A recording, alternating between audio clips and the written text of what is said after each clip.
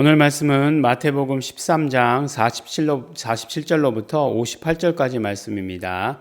함께 읽겠습니다. 또 천국은 마치 바다에 치고 각종 물고기를 모으는 그물과 같으니 그물에 가득함에 물가로 끌어내고 앉아서 좋은 것을 그릇에 담고 못된 것은 내어 버리느니라.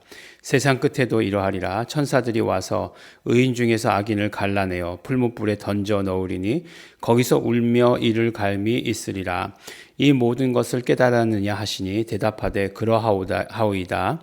예수께서 가라사대 그러므로 천국의 제자된 서긴관마다 마치 새 것과 옛 것을 그 곳간에서 내어오는 집 주인과 같으니라. 예수께서 이 모든 비유를 마치신 후에 거기를 떠나서 고향으로 돌아가사 저희 회당에서 가르치시니 저희가 놀라 가로되 이 사람의 이 지혜와 이런 능력이 어디에서 났느뇨? 이는 목수의 아들이 아니냐? 그 모치는 마리아, 그 형제들은 야고보, 요셉, 시몬, 유다라 하지 않느냐? 그 누이들은 다 우리와 함께 있지 아니하냐? 그런즉 이 사람의 이 모든 것이 어디서 났느냐 하고 예수를 배척한지라. 예수께서 저희에게 말씀하시되 선지자가 자기 고향과 자기 집 외에서는 존경을 받지 않음이 없느니라 하시고 저희의 믿지 않음을 인하여 거기서 많은 능력을 행치 아니하시느니라. 아멘. 네, 오늘 말씀을 보니까 이제 비유의 말씀을 모두 마치셨다라고 이렇게 이야기하고 있습니다. 물론 마태복음 뒤에 가면 또 비유의 이야기가 나오긴 합니다만 이 1년의 비유의 시리즈를 다 마치셨습니다. 오늘 비유의 말씀을 보니까 천국은 마치 바다에 치고 각종 물고기를 모는 그물과 같다라고 이렇게 이야기를 하시는 거죠. 예, 그러니까 사람들을 다 이렇게 잡는 거죠. 예, 물고기를 잡듯이. 근데 보니까 어떻게 하시죠? 그물이 가득함에 그 물고기를 다 잡아서 쓰시는 것이 아니라 좋은 것은 그릇에 담고 못된 것은 내어 버리느니라 라고 이렇게 얘기하더라고요. 네. 요새 이제 낚시 그것도 많죠. 낚시 채널 이런 것도 많습니다. 물론 저는 낚시는 할 줄 몰라요. 낚시는 할 줄 모르지만 낚시하는 거 보는 건 되게 좋아합니다. 그래서 이렇게 낚시하는 걸 이렇게 보고 있으면 요새는 아주 이 낚시하는 사람들도 대상어종이라고 해가지고 내가 무엇을 잡겠다라고 이렇게 마음을 먹으면 그 다음에 나머지는 모두가 다 잡어온 거예요. 잡어. 예, 그래서 만약에 내가 감성돔을 잡겠다라고 이야기했는데 그 중에 망상어가 딸려 올라왔다. 그럼 이건 잡어예요. 예, 고등어가 딸려 올라왔다. 이것도 잡어예요. 그래서 어떻게 하느냐? 잡어는 잡은 다음에 바로 이렇게 놔줘 버립니다. 네, 물론 저렇게 놔주는 게 살리는 건가? 라는 생각을 할 때가 있죠. 그리고 또 어떤 때 보니까 이렇게 조그마한 물고기 잡아가지고 이렇게 딱 놔준다고 던지는데 갈매기가 와서 딱 잡아먹는 적도 있더라고요. 그래서 그거 보면서 가만히 물에 있었으면 안 죽었을 텐데 잡혀와가지고 이렇게 죽든지 저렇게 죽든지 죽는구나 라는 생각을 하게 되는 그런 것들이 많이 있습니다.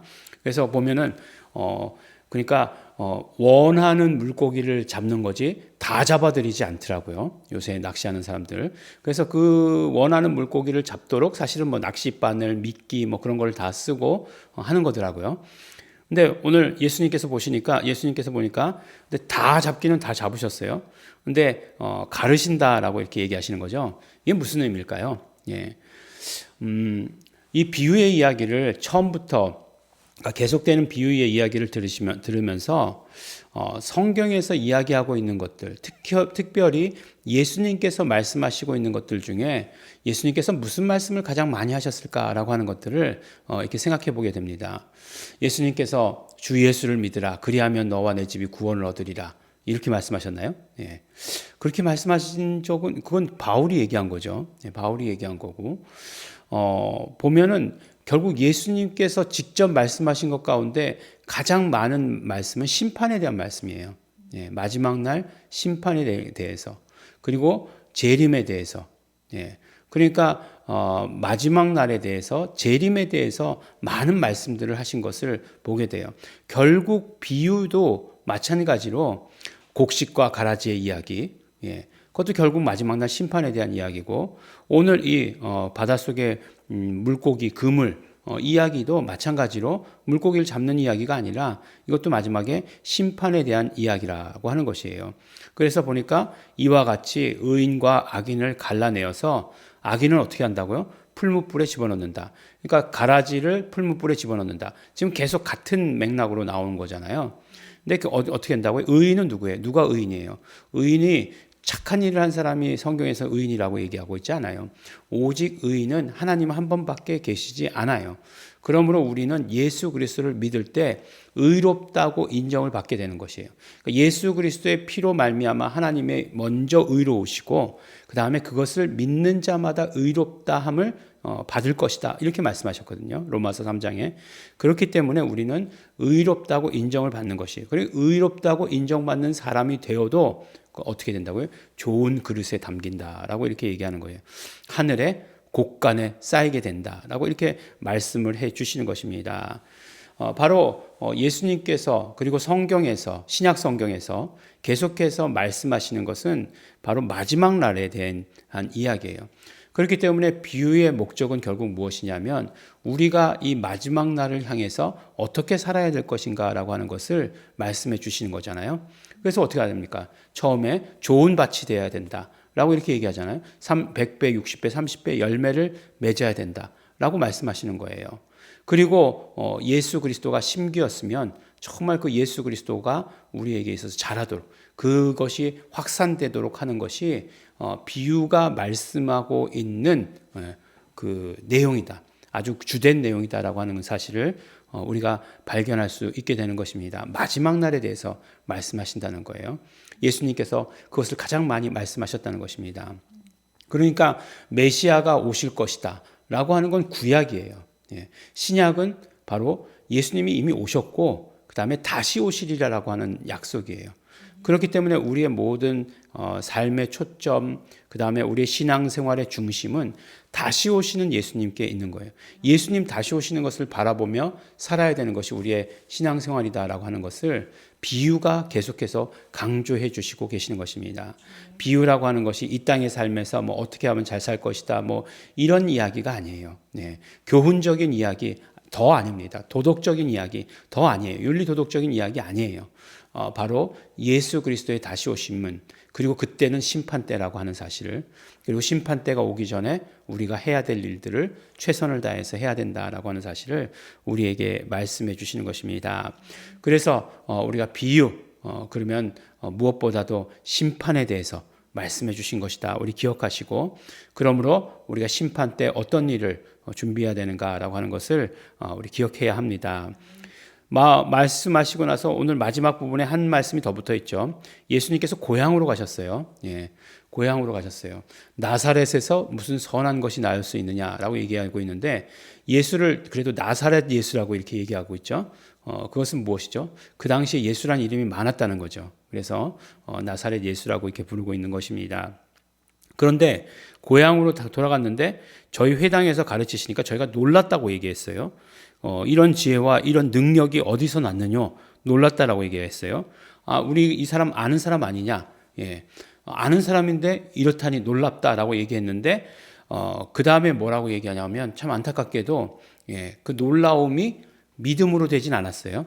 그들이 다 배척한지라라고 이렇게 말씀하고 계십니다. 배척했다라고 이렇게 말씀하고 있어요. 그러니까 예수님께서 어떻게 하셨다고요? 저희의 믿지 않음을 인하여 거기서 많은 능력을 행치 아니하셨다라고 이렇게 말씀하세요. 그러니까 예수 그리스도의 능력이 임하는 것은 믿음 가운데 있는 것을 보게 되는 거예요. 우리가 병 고침을 받는 것, 믿음 가운데 있는 것이에요. 믿음 가운데 있는 것이 우리가 이적을 경험하는 것, 믿음 가운데 있는 것입니다. 그러니까 예수 그리스도와 함께하는 것, 우리의 믿음 가운데 있는 것임을 우리는 항상 늘 우리 기억하고 또 그러므로 우리가 믿음 가운데 있어야 합니다. 믿음은 바울이 얘기하기를 들음에서 나고 들음은 그리스도의 말씀으로라고 이렇게 얘기하고 있습니다. 말씀을 들어야 하는 거죠. 말씀을 들을 때 우리에게 믿음이 있습니다. 그래서 우리 계속해서 믿음의 말들을 우리가 듣고 스스로 들으면 제일 좋죠. 그렇지만 우리가 계속해서 믿음의 말들을 이야기해 주는 것, 우리의 자녀들에게, 가족들에게, 환자들에게 믿음의 말을 전해주는 건 너무나 중요해요. 의사의 말은 믿음의 말이 아니죠.